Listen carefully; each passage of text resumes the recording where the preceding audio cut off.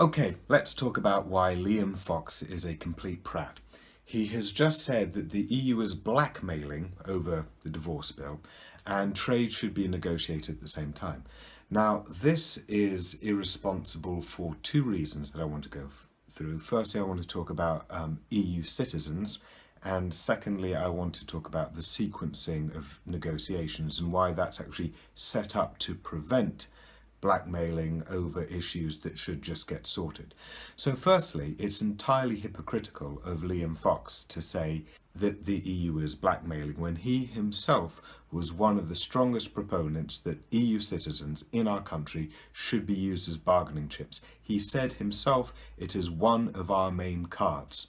Now, if you think that this is right because it was being used to protect expats, let me make you aware from the start that the campaign group, the 3 million that represents EU citizens, and the campaign group for British expats in the EU, British and Europe, worked together on this and are lockstep on this and on agreement in this. We screwed up early on through cynicism because people like Liam Fox had absolutely every intention to engage in blackmailing by using citizens embedded in British families and embedded in British workplaces for getting preferred deals from the EU.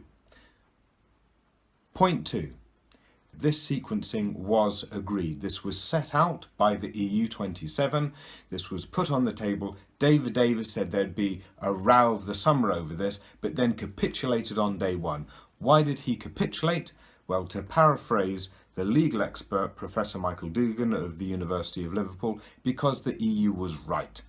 In terms of what Article 50 is all about, is the separation, that's its core function, and if you were to mix in all of the trade deals with actual obligations that the EU and UK need to sort, then you can get scenarios whereby the UK is saying we won't pay for the pensions of our citizens employed by you until we get preferred access. So that needs to be gotten rid of both ways for the EU and the UK by sorting out the actual obligations first.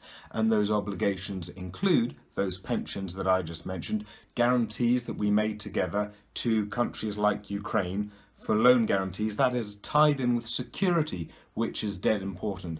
But thirdly, there's the whole EU budget that we have committed to, but we haven't just made that international commitment. I would like to point you to a Vote Leave pledge from the 14th of June 2016, in which they said that they guarantee that we would continue to pay into EU programmes until 2020 unless those EU programmes ended before 2020, and it was signed by Boris Johnson, Michael Gove, John Whittingdale, Priti Patel, the lot of them. Currently, it seems as though the EU is negotiating with the UK government, but the UK government and their officials are negotiating with the tabloid press about how to spin it, and that is thoroughly irresponsible for British people and the British economy.